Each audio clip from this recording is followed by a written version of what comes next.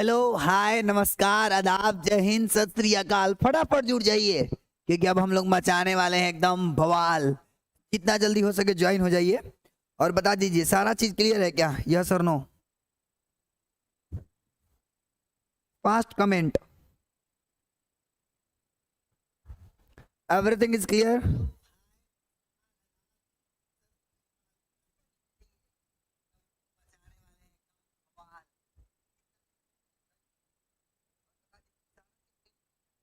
चलिए एक बार मैं नाम ले लूं। शशांक शेखर, धर्मेंद्र, नवीन गुप्ता, अंकित, उसके बाद boy dancer Deepanjali, angel Verma, उसके बाद और भी राहुल, राधिया एकदम, उसके बाद Kartik, Manish, hot hacker, night king, Roshan Kumar, Manish fitness यानी कि निशु। चलिए भाई, सबका क्लियर है? ओके, क्लियर है, बहुत सुंदर, सुपर्ब मेरे शेरों, सुपर्ब। आज हम लोगों को लेक्चर नंबर कितना करना है? 5 करना है। लेक्चर नंबर 5 करना है ना? तो उससे पहले मैं लेक्चर नंबर 4 का थोड़ा सा क्विक रिवाइज करा देता हूं ताकि आप लोगों को सबको समझ में आ जाए एक बार पीछे वाला कहानी। वैसे जब भी आपको पढ़ने आना है पीछे वाला लेक्चर कंप्लीट रिवीजन करके ही आना है। अगर आप कंप्लीट रिवीजन नहीं करके आइएगा तो इस वाले लेक्चर में दिक्कत होगा। और ये मैं बता दूं, इस चैप्टर का लास्ट लेक्चर है मेरे भाई। इसके बाद हम लोगों का स्टार्ट होगा दीर्घोत्तरीय प्रश्न और लघुत्तरीय प्रश्न, यानी कल के क्लास में हम शॉर्ट क्वेश्चन एंड मैंने कल के क्लास में हम लोग ऑब्जेक्टिव और सब्जेक्टिव करेंगे, तो कल का क्लास और भी ज्यादा इंपॉर्टेंट है मेरे भाई, ठीक है? तो चलिए मैं इसकी कहानी कहूं आपसे। तो मैं बताया था लास्ट लेक्चर में 1917 ईस्वी में 2 बार क्रांति हुआ था, एक फरवरी में और एक मार्च, मतलब फरवरी मार्च एक के बाद था और अक्टूबर नवंबर में, बस कैलेंडर का फर्क था। रूस में 2 तरह का कैलेंडर चलता था, नया कैलेंडर और एक पुराना कैलेंडर। जो पुराना कैलेंडर था उसका नाम था जूलियन और जो नया वाला कैलेंडर था वो था ग्रेगोरियन। ग्रेगोरियन जो कैलेंडर था मेरे भाई आगे चलता था, है ना, जूलियन कैलेंडर से 13 दिन। इस वाले हिसाब से फरवरी को मार्च, अक्टूबर को नवंबर हम लोग बोले थे, ठीक है? फिर इसके बाद, है ना, फिर इसके बाद हम आपको बताए थे कि 1917 ईस्वी में क्रांति जब होने वाला था तो उस समय क्या हुआ था, तो बहुत सारे जनता जो था ना राजा के महल की ओर जा करके, क्या बहुत सारे राजा लोग महल की ओर जा रहे थे, रोटी दो कपड़ा दो ये सब की नारा लगाते हुए, है ना। तो जैसे 1905 ईस्वी में जब खूनी रविवार की घटना घटा था तो सेम ऐसे ही राजा क्या करता है, जार निकोलस द्वितीय आदेश देता है सैनिकों को कि इस पर गोली चला दिया जाए, है ना, वापिस से। लेकिन वहां के सैनिक अब की बेराजा के आदेश को मानती नहीं है और उसका विरोध करती है, यानी कि जिस कारण से होता क्या है, वहां के लोग जो है ना, जो जनता गया था उसके दरबार में, वो और ये बात समझ जाता है कि यहाँ की जो सेना है वो भी हमारे साथ ही है। तो आता ये जोर शोर से राजा के महल जो सेंट पीटर्सबर्ग था उसमें एंट्री करते हैं लोग, और एंट्री करके उस राजा का क्या कर देते हैं लोग, मृत्यु कर देते हैं। क्या कर देते हैं भाई? मार देते हैं। और उसकी जो पत्नी थी जिसका नाम था जरीना, उस सबको मतलब उसके पूरे खानदान को खत्म कर देता है लोग वहां के, है ना। तो इस प्रकार से जो जार निकोलस द्वितीय था उसका शासन का अंत हो जाता है और वो रोमनोव वंश से संबंध रखता था। इसके बाद सरकार के रूप में वहां पर बनता है करेंस्की। क्या बनता है भाई? करेंस्की बनता है ना। और मैं बताया था कि जब 1905 की घटना घटी थी तब लेनिन चले गए थे स्विट्जरलैंड। फिर जब ये सुने कि खत्म हो गया है, मर गया है, तो वापस ये आ गए, यानी द्वितीय विश्व युद्ध के समय ये वापस आ गए थे, है ना। कहाँ पे आ गए थे भाई? नहीं, प्रथम विश्व युद्ध के समय, द्वितीय नहीं, प्रथम विश्व युद्ध के समय लेनिन वापस आ गए थे जर्मनी के प्रयास से। क्योंकि जर्मनी क्या था ना कि जार निकोलस द्वितीय बेवजह के युद्ध में भाग ले लिया था, है ना। लेकिन अब उससे तो लड़ा नहीं जा रहा था क्योंकि रूस ऑलरेडी कमजोर था और वहां की जनता का मांग था कि युद्ध को रोक दिया जाए और आप हार मान लीजिए और बोलिए कि हम लोगों को युद्ध नहीं लड़ना है। तो जैसे ही जार निकोलस द्वितीय मरा, उसके बाद जब केरेंस्की राजा बना था वो भी क्या बोलने लगा, वो भी बोला कि ना अब ओकरा से ना लड़ाई बोले, अब हम करम, हम जीत के देखा रूस के, है ना। तो वो भी लड़ना शुरू कर दिया, जिस वजह से है ना रूस जीत नहीं पाया। तो फिर क्या हुआ कि वहां से लेनिन वापस आया और लेनिन वापस आकर के पूरा क्या कर दिया, दिमाग लगाना शुरू कर दिया। जैसे ही लेनिन वापस आया, इसका बहुत ही स्वागत हुआ, किसानों के द्वारा इसको बहुत स्वागत किया गया, है ना। और लेनिन आते ही किसानों के लिए बहुत सारा योजना बनाया, जिसमें अप्रैल थीसिस लागू किए। तो बिहार बोर्ड पूछा अप्रैल थीसिस लागू किसने किया था, मेरे भाई लेनिन ने। मैं बार बार बता रहा हूँ, हम पीछे वाला लेक्चर का बता रहे हैं, इसलिए थोड़ा स्पीड में बता रहे हैं। तो आप पीछे वाला लेक्चर जरूर पढ़िए, ताकि मैं, है ना, आप इस वाला लेक्चर को जब पढ़िएगा, रिवाइज करिएगा तो जल्दी समझ आ जाएगा। नहीं तो आपको ये सर बड़ी जल्दी जल्दी बताओ तो ना, आपको पीछे वाला लेक्चर कवर करके ही आना है इस लेक्चर में, समझ गए। तो अप्रैल थीसिस की शुरुआत लेनिन ने किया था। इसके अनुसार ये 3 बातें बोला था कि हमको युद्ध समाप्त कर दो भाई, शांति चाहिए और रोटी की मांग चाहिए, रोटी, ये 3 चीज का मांग कर रहा था।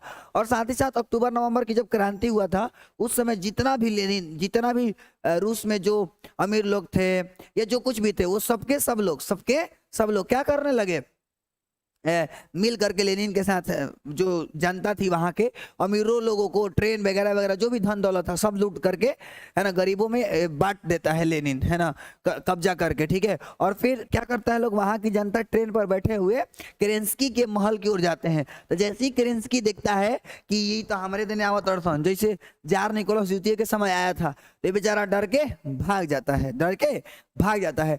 तो वहां के बाद सरकार कौन बनता है, लेनिन बनता है, और उसी समय उसकी क्रांति करवाता है फिर।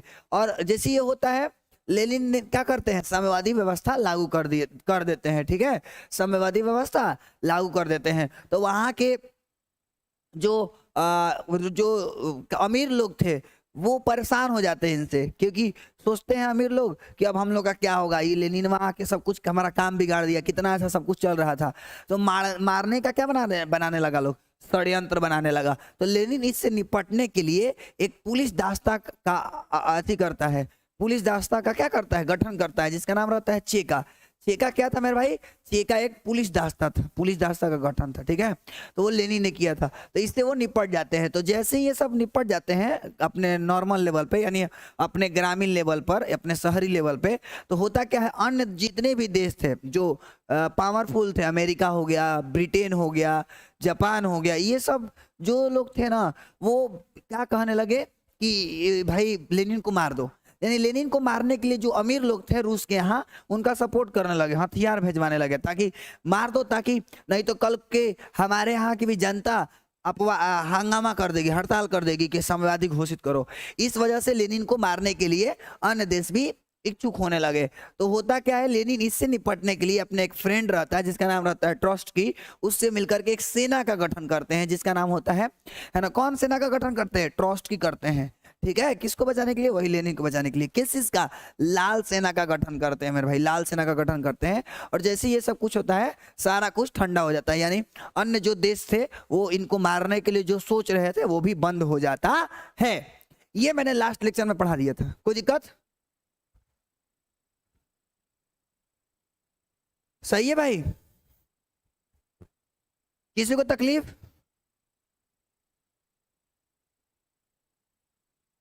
क्लियर है।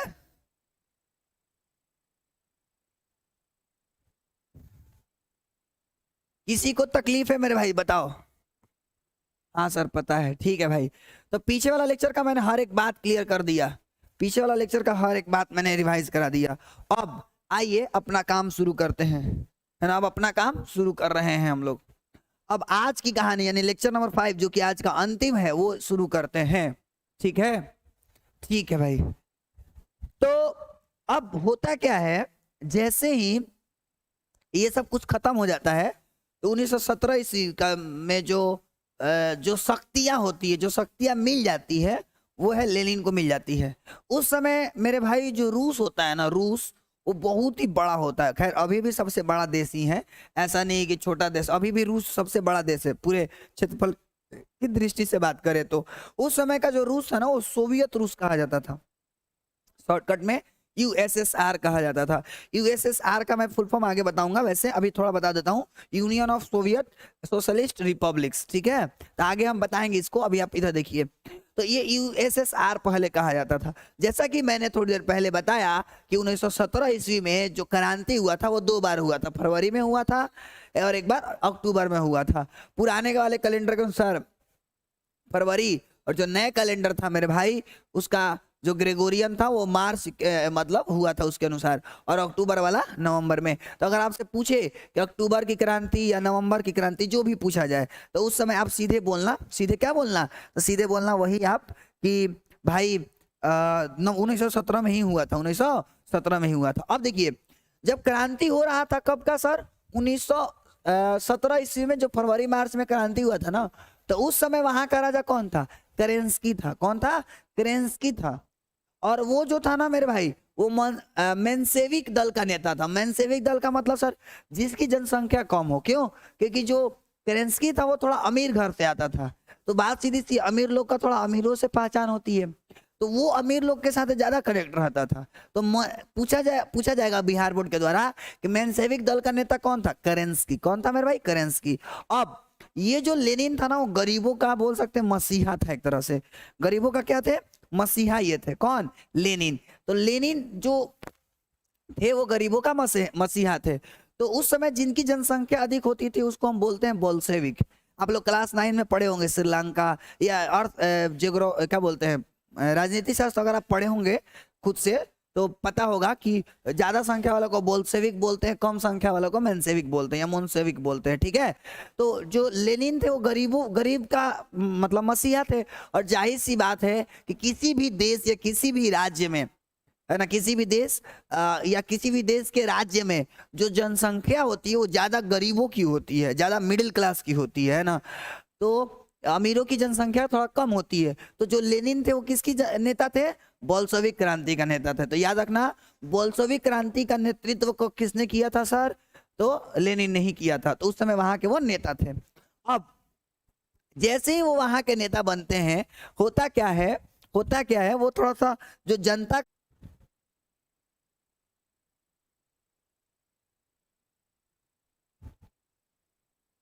अब सही है, कोई दिक्कत, नेटवर्क तब तो सही हो गया होगा, थोड़ा सा इशू हो गया था मेरे भाई, क्षमा चाहते हैं, बट कोई नहीं, अब सही हो गया। अब सही है ना नेटवर्क,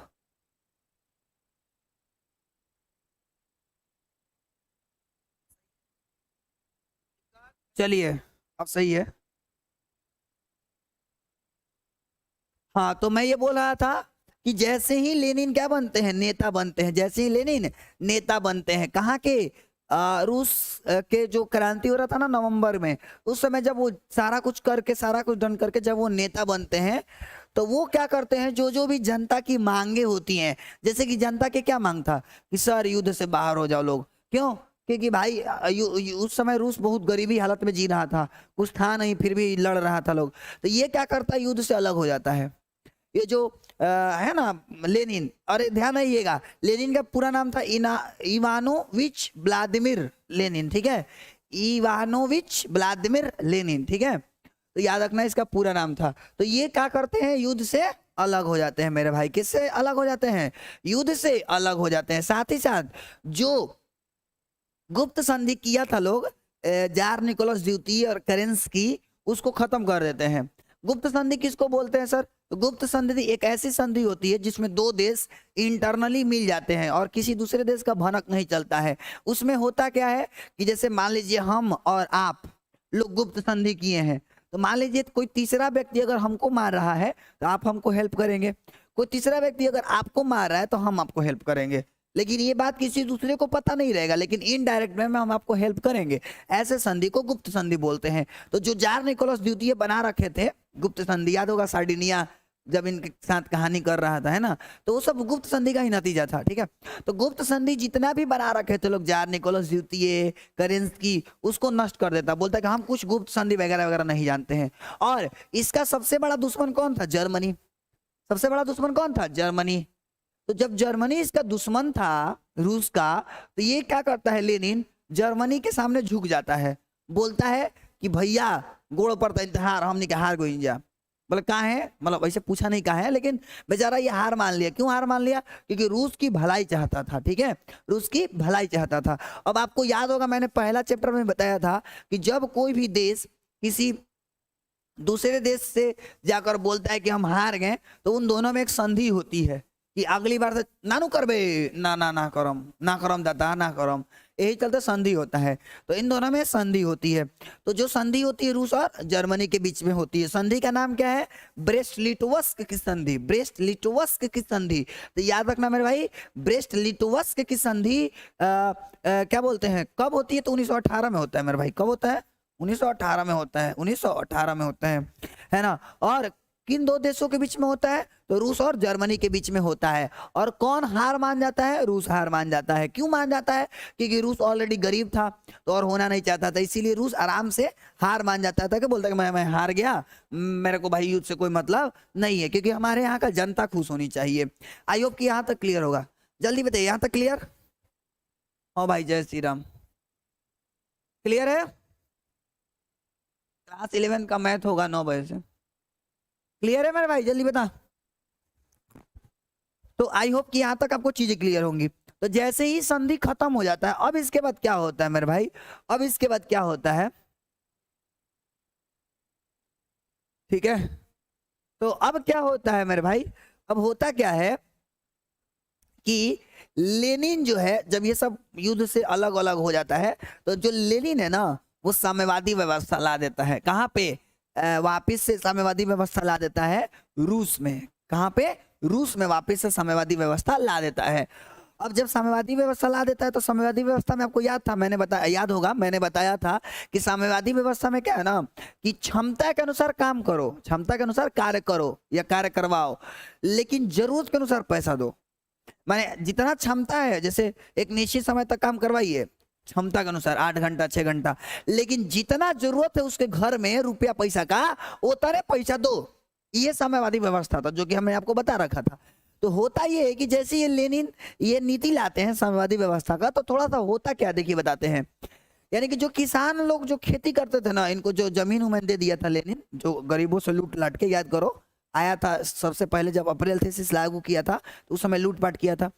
तो किसान को जो जमीन दिए थे, और जो पहले से कुछ जमीन किसान के पास था, होता ये था कि जो किसान लोग खेती करते थे ना, और उसमें जो फसल का उत्पादन होता था, किसान लोग जो खेती करते थे और खेती करने के बाद जो फसल का उत्पादन होता मेरे भाई, उसका लगभग बहुत ही ज्यादा हिस्सा अपने पास रख लेता था, और जितना किसानों को जरूरत होता था ना घर में, उतना ही दे देता था। लेनिन ये करते थे। अब वहां की जनता हो गई परेशान, बोलती है कि लेनिनवा पगला गइल बा, मेहनत हमनी के करी जा, पैसा हमनी के लगाई जा, जमीन हमार, मेहनत सब कुछ हमार, काटी जा हम, पूरा उगाई जा, फलना चिलना, और ये हमनी के आधा से ज्यादा ले लेता और हमनी के उतने देता जितना जरूरत बाटे। तो अब किसान भड़क जाता, बोला कि रुक रुक रुक, ना मन वो ऐसे तू। तो किसान लोग क्या करते थे, जितना जरूरत था ना उतना बचा के अपने फसल में आग लगा देते थे, अपने फसल में आग लगा देते थे, फसल में मेरे भाई आग लगा देते थे। फसल में आग किसके द्वारा? किसान के द्वारा। यानी खुद बेचारे किसान अपने ही फसल में आग लगा देते थे। क्यों? क्योंकि ताकि लेनिन उसके फसल को नहीं ले पाए, क्योंकि साम्यवादी व्यवस्था में यही था कि आपको क्या करना है, जरूरत जितना जरूरत है उतना ही लेना है आपको, है ना। तो ये बड़े प्रॉब्लम होता था। तो वहां के किसान गुस्सा होकर अपने फसल में ही आग लगा देते थे। अब बेचारा लेनिन थोड़ा टेंशन में आ गया कि भाई का करते रहे सब भैया, ये तो रूस के और ही डुबा दिए से, एक अर्थ बढ़िया तो युद्ध में भाग लेवल रहे। तो लेनिन क्या करते हैं ना, झुक जाते हैं। आप बोलते हैं ना, कभी जब आपको अकड़ से जीत नहीं मिलती है तो झुक करके जीतना सीखिए, क्योंकि यार जो जीत का मजा झुक करके पाने में है ना, वो कभी भी लड़ करके पाने में नहीं है। तो क्या करते हैं, झुक जाते हैं। क्या करते हैं मेरे भाई? झुक जाते हैं। लेनिन क्या हो जाते हैं? झुक जाते हैं। और लेनिन झुक करके ना 1921 ईस्वी में नेप लागू करते हैं। तो यहाँ से बिहार बोर्ड क्वेश्चन पूछेगा कि नई आर्थिक नीति यानी न्यू इकोनॉमिक पॉलिसी का शुरुआत किसने किया था और कब किया था? तो आप बोलोगे 1921 ईस्वी में किया गया था, लेनिन के द्वारा किया गया था मेरे भाई। किसके द्वारा? लेनिन के द्वारा। तो यानी कि जैसे ही नेप लागू किया ना, उसमें कुछ कंडीशन रख दिए और बोले कि लो भाई किसान लोग खुश हो जाओ। क्या कर दिया उन्होंने?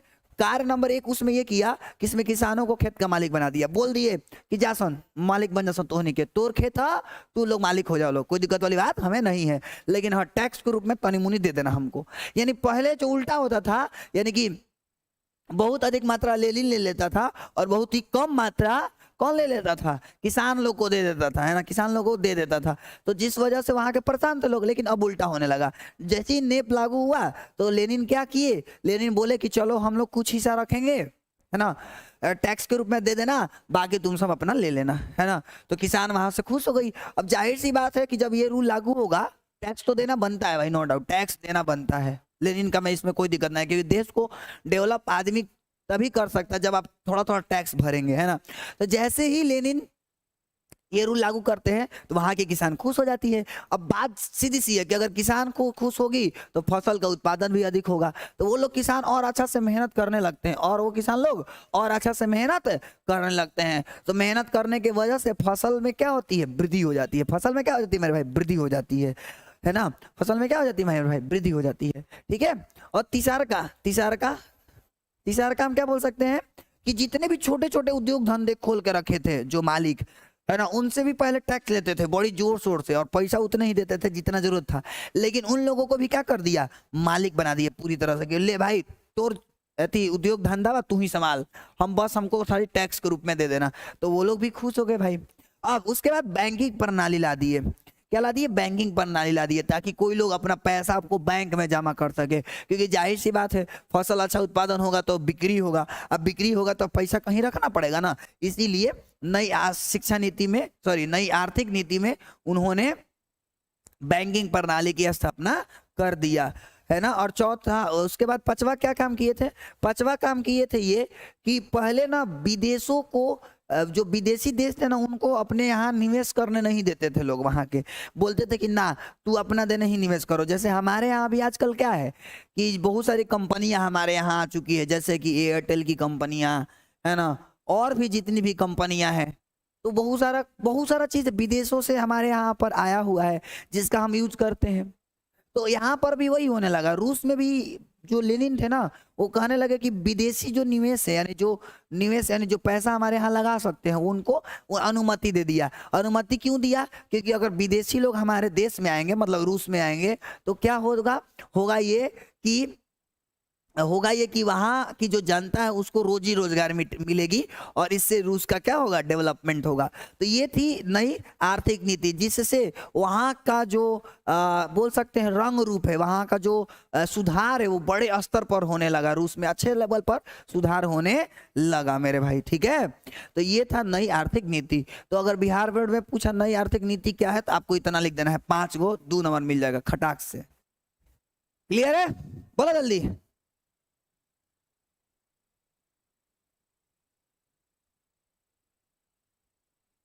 हाँ, क्लास 12 का लाइव लगेगा केशव आज। क्लियर है। अरे तू लोग को बता, 10वां क्लास में है, लिखने नहीं आ रहा है, आए आओ जैसे वैसे लिख लेना। यहाँ पर लिखना ले, नई आर्थिक नीति को लेनिन ने 1921 ईस्वी में लागू किया। इसके निम्नलिखित कथन थे। पहला, इसमें किसानों को खेत का मालिक बना दिया। दूसरा, फसल में वृद्धि हो गया। तीसरा, छोटे छोटे उद्योगों के मालिकों को बना दिया, है ना, उद्योगों मालिकों को मालिक बना दिया। बैंकिंग प्रणाली की स्थापना किया। विदेशी निवेशों को भी आने की अनुमति या आज्ञा दे दिया। बस यही तो लिखना है, ठीक है। क्लियर। 20 राउंड फायरिंग हुआ है। अरे भैया कैसे, अरे ऐसा नहीं है भाई। अब आगे बढ़ते हैं, आज ये खत्म हो जाएगा हम लोगों का। तो अब होता क्या है, 1 मिनट, अब होता ये है कि जैसे ये सब चल रहा होता है, कुछ समय लंबे समय तक चलता है, कोई दिक्कत वाली बात नहीं रहता है। लेकिन मेरे भाई 1924 ईस्वी में लेनिन की मृत्यु हो जाती है। तो बिहार बोर्ड डायरेक्ट सवाल पूछेगा ऑब्जेक्टिव कि लेनिन की मृत्यु कब होती है, तो आप बोलना 1924 ईस्वी में। कब होती है मेरे भाई, 1924 ईस्वी में लेनिन मर जाते हैं। अब जैसे ही मेरे भाई लेनिन की मृत्यु होती है, तो बात सीधी सी है, कोई ना तो कोई वहां का राजपाट संभालेगा कि ना संभालेगा। तो आंसर है जी सर। तो वहां का जो राजपाट संभालने के लिए व्यक्ति आता है, जो उत्तराधिकारी आता है, वो स्टालिन होता है मेरे भाई। कौन होता है, स्टालिन होता है। स्टालिन जो होता है ना, वहां का क्या रहता है, तो वहां का मेरे भाई उत्तराधिकारी बन जाता है, यानी वहां का एथी बन जाता है, राजा बन जाता है रूस का। अब जो स्टालिन था ना मेरे भाई, बड़ी खतरनाक इंसान था, फौलादी पुरुष था, यानी स्टील ऑफ मैन था। माने मेरे भाई एक पास बड़ी पावर रहे, एक पास मेरे भाई बहुत पावर रहे, है ना। जो स्टालिन था ना बहुत पावरफुल था भाई, मतलब बहुत ही तगड़ा फौलादी पर्सन था ना, बोलते फौलाद, वही फौलादी टाइप का ये था। और ये क्या करता है ना, जितना भी लेनिन लागू किए थे ना नई आर्थिक नीति, उसको बोला कि सब कुछ ना चली, अब हमार राज चली, हमार, ऐसे बोला, समझ गए, बोलता हमार राज चली। और जितना भी लेनिन ने नई आर्थिक नीति यानी नेप जो लागू किया था, है ना, वो उसको भंग कर दिया, बोला कि सब कुछ ना चली, हमारा के वापिस से टोनी के टैक्स देवो लोग, और जेता ना जरूरत हो कि हम उतार कर दे हम।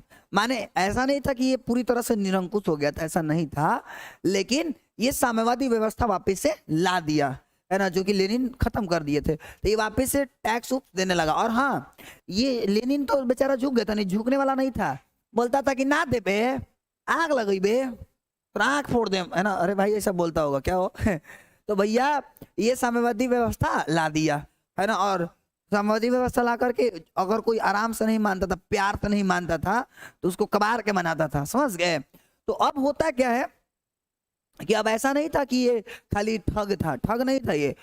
जब ये साम्यवादी व्यवस्था लाया और अच्छा अच्छा काम भी किया, रूस को आगे ले जाने में बहुत भयानक काम था इसका।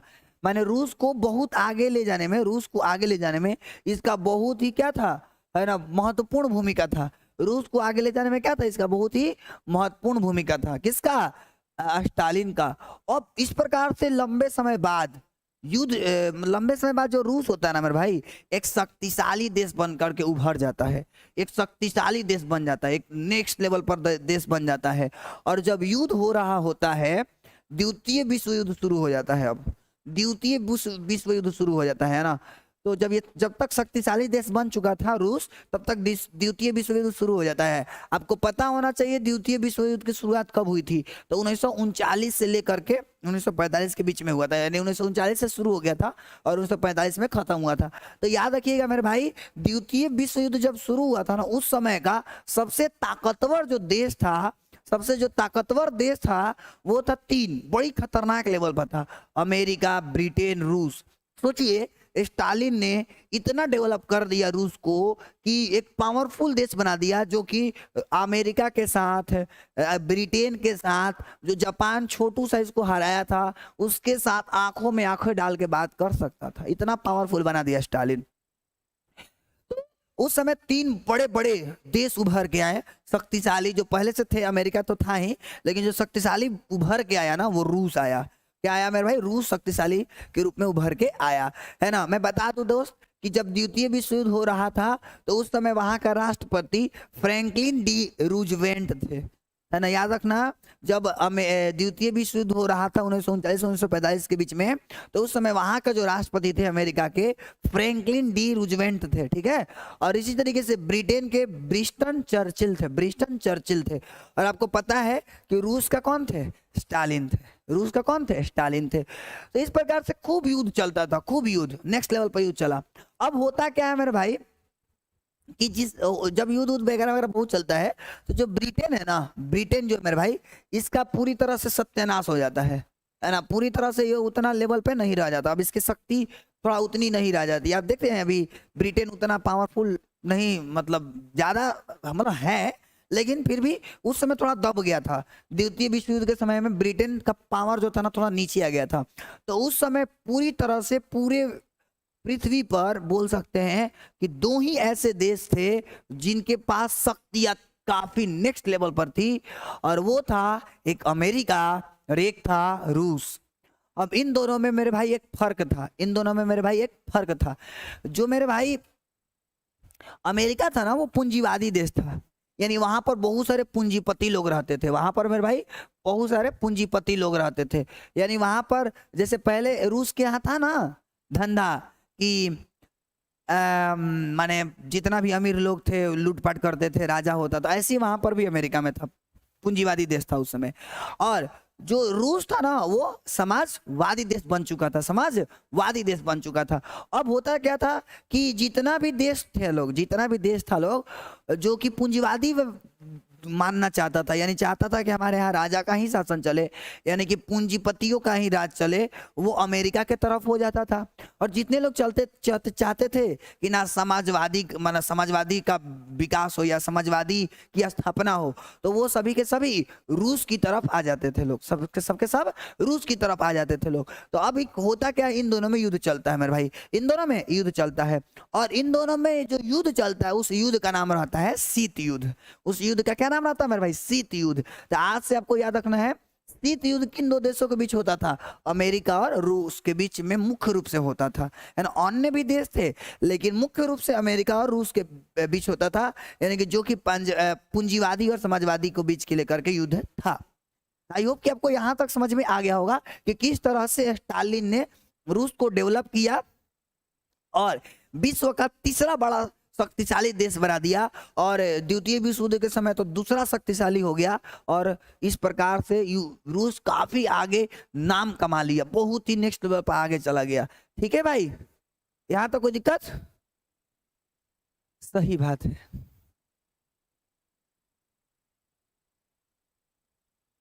सर आप उसके भी गजीब बोल रहे हैं। अरे हमको कुछ नहीं समझ आया।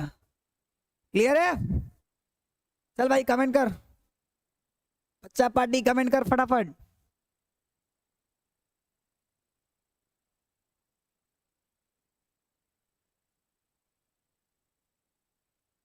फटाफट, कोई दिक्कत नहीं है sir ji. Power of friends, ओहो हो, नहीं सर ठीक है भाई। मैं भारत का रहने वाला हूं, भारत का गीत सुनाऊंगा। चलिए, तो इस प्रकार स्टालिन पूरा डेवलप किए। अब हम थोड़ा सा चर्चा करते हैं रूस के राजा का। रूस के राजा वहां के कौन कौन हैं, है ना, ये लास्ट कगार पे टॉपिक पहुंच चुका है मेरे भाई। तो सबसे पहले हम ज्यादातर इंपॉर्टेंस जो यहाँ पर आया था जार निकोलस द्वितीय से। सबसे पहले जो क्रांति के समय वहां का जो राजा था वो था कौन, है ना, वहां का जो राजा था वो जार निकोलस द्वितीय था, जार निकोलस द्वितीय था। फिर केरेंस्की था, फिर मेरे भाई केरेंस्की था, फिर लेनिन आया, फिर लेनिन आया, ठीक है मेरे भाई, फिर लेनिन आया। इसके बाद स्टालिन, स्टालिन आया, स्टालिन। और स्टालिन बड़ी कठोर था, है ना, बोला कि ना मन में ऐसे ना मन में तो ऐसे कर, है ना, पूरा देम। तो स्टालिन बड़ी कठोर था, ठीक है। इसके बाद जो राजा बना वहां का खुरबोचेव बना, खुरबोचेव। खुरबोचेव जो था ना उदारवाद था, उदारवाद मतलब बड़ी मुलायम था, बोलता था कि जा जो करे के बा कर लो, जौची बोल बोलो तौची करम, कोई दिक्कत हमरा नहीं है ना। तो बड़ी मुलायम था, है ना। तो भाई मुलायम था, फिर एक राज समाप्त हो गया, राज समाप्त हो गया तो ब्रेजनेव बन गया, ब्रेजनेव। और ये भी वापिस से कठोर था, लेकिन मैं ऐसे कर ऐसे, है ना, वही कठोर था। एक बाद गार्बोचेव राजा बना, गार्बोचेव, ये भी उदारवाद था, ये भी था उदारवाद था, बड़ी मुलायम था। बोला कि ये भी वही बोलता था, जौची करे के बाद कर लो, हमारा कोनो दिक्कत नहीं है, तारा मन बा तो पैसा दे दी है ना तो रख ली है, समझ गए। तो इस तरह से गार्बोचेव जाता बड़ी मुलायम था। ये सब आपको नहीं याद करना है, बस समझ लीजिए। ई वाला आपको कुछ नहीं याद करना है, ई वाला में से कुछ नहीं याद करना है, समझ गए, बस आपको समझाने के लिए बता रहा हूँ, ठीक है। तो गार्बोचेव जो था ना उदारवाद, बड़ी मुलायम था, ठीक है भाई। ये जो था ना बड़ी खुले पर मन का था, बोला कि तोरा लोग जाओन करे के बा कर लोग, है ना, जो चीज बोल बोलो हम तो चीज करम, है ना। और ये बड़ी पेरेस्टो रोइक था, यानी कि पुनः रचना, बोला कि बोलोगे जो नया नियम बनाने के लिए हम नया नियमों बना देंगे, हमारा कोनो तकलीफ है नहीं है। तो अब अच्छी बात था। अब इसके बाद जो राजा बना था ना, बोलिस राजा बना, क्या बना, बोलिस राजा बना, बोलिस यास्टीनेस्ट राजा बना, है ना, 1991 ईस्वी में। और इसका एक कथन आता है, सब स्वतंत्र हो, सब क्या हो, स्वतंत्र हो। फिर से सुनिए, बोलिस यास्टीनेस्ट राजा बनता है लास्ट में 1991 ईस्वी में, और इस समय कथन देता ना कि सब स्वतंत्र हो। तो क्या होता है, उस समय रूस जो है ना मेरे भाई 15 भागों में टूट जाता है। 1991 ईस्वी में रूस 15 भाग में टूट जाता है, 15 भागों में, छोटे बड़े भागों में टूट जाता है। अभी भी टूटने के बाद भी सोचो, बड़ा देश है अभी भी। और पहले का जो रूस था ना उसको यूएसएसआर बोलते थे, सोवियत रूस बोलते थे। आपको बताया ना फुल फॉर्म इसका, union of Soviet socialist republics, बताएं कि ना बताएं जी सर। तो उस समय यूएसएसआर का विघटन होता है। यूएसएसआर का विघटन कब होता है मेरे भाई? 1991 ईस्वी में होता है। कब होता है? 1991 ईस्वी में होता है। तो अब बात सीधी सी है, यहाँ पर बोला ना सब स्वतंत्र भाग जाता। जैसे भारत को याद करो 1947 ईस्वी में बोला गया था कि जिसको जहां चला जाना है चल जाओ, तो कुछ लोग पाकिस्तान चले गए तो कुछ लोग हिंदुस्तान। ऐसे ही इसका भी कथन था सब स्वतंत्र हो, बेचारा भाग ले। 15 को भाग, अभी सोचो 15 को अगर एक में होता तो। यूक्रेन के साथ जो युद्ध हो रहा है ना रूस का कुछ समय पहले, तो वो रूस का ही एक हिस्सा है, 15वां में का एक हिस्सा है, समझ जाओ 15वां में का एक हिस्सा है वो। तो ये रूस का यानी यूएसएसआर का क्या हो गया मेरे भाई? विघटन हो गया, ठीक है। और इस प्रकार से युद्ध भले मतलब इस प्रकार से जो रूस है ना महाशक्ति के रूप में फिर भी उभरा हुआ है। तो इस प्रकार से रूस की क्रांति हम लोग कंप्लीट कर लिए। आई होप कि यहाँ तक कोई दिक्कत वाली बात नहीं रहा होगा। अब एक दो पॉइंट जो कि ऑब्जेक्टिव के तौर पर याद रखना है ना। याद क्या रखना है मेरे भाई? War and peace, war and peace, ये बिहार बोर्ड का favourite objective. War and peace या युद्ध एवं शांति, इसी को एक दोनों एक बात है। वार एंड पीस बोले या युद्ध एवं शांति बोले, इसके लेखक कौन थे? Leo Tolstoy. लियो टॉल्स्टॉय याद रखिएगा, लियो टॉल्स्टॉय। लियो टॉल्स्टॉय अभी खत्म हो गया तो कल के लिए क्या। अब एक और पुस्तक आता है माँ। माँ पुस्तक के लेखक मेरे भाई मैक्सिम गोर्की थे। माँ पुस्तक के लेखक कौन थे मेरे भाई? मैक्सिम गोर्की, ठीक है। Father and sons, father and sons के लेखक कौन थे? Ivan Turgenev, Ivan Turgenev. और उसकी राजधानी मास्को। ये बस 4 पॉइंट आपको याद रखना है, ठीक है मेरे भाई। आई होप कि आपको इतना याद हो जाएगा। क्लियर? ओके, धन्यवाद धन्यवाद। पावर ऑफ डीके शर्मा, अच्छा भाई थैंक यू।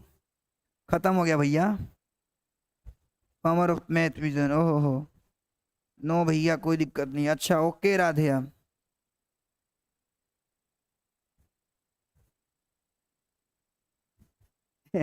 ना भाई।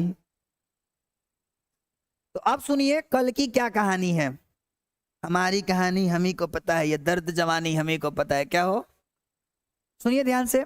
कल की ये कहानी है कि कल हम लोग पढ़ेंगे क्वेश्चन आंसर, लघुत्तरीय प्रश्न और दीर्घोत्तरीय प्रश्न, जिसमें कम से कम मैं 7-8 2 नंबरिया कराऊंगा, 3-4 5 नंबरिया कराऊंगा, जो कि आपके बिहार बोर्ड से ही रहेगा, जो कि आपके बिहार बोर्ड से ही पीवाईक्यू रहेगा, ये आने वाला रहेगा। ऐसा मैं कल सवाल कराऊंगा। और उसके बाद परसों से हम लोगों का स्टार्ट हो जाएगा तीसरा चैप्टर हिंद चीन एवं इंडो चाइना। इंडो चाइना एवं हिंद चीन, जो भी बोलना है बोलिए, ठीक है।